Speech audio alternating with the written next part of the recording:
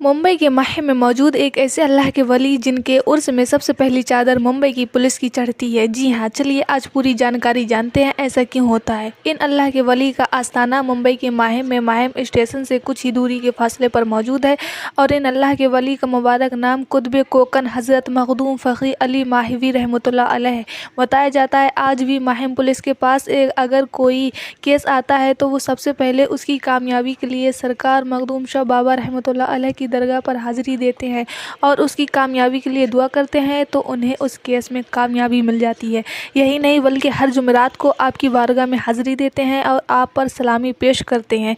इतना ही नहीं और भी कई सारी ज़िंदा करामत है। उनमें से एक ये भी ज़िंदा करामत है, एक 7 साल का खोया हुआ जहाज़ वापस आ गया। माशाअल्लाह। देखिए एक दफ़ा का वाक़या है कि माहिम के हिंदू ताजिर का जहाज़ सामान से लदा हुआ रवाना हुआ, लेकिन 7 साल गुजरने के बाद भी वापस नहीं आया और तमाम ज्योतिषों और किस्मत का हाल जानने वालों से मालूम किया, लेकिन कोई फ़ायदा नहीं हुआ। फिर हिंदू ताजिर ने अपना ये हाल सबको बताया कि मेरा जहाज़ समंदर में डूब चुका है।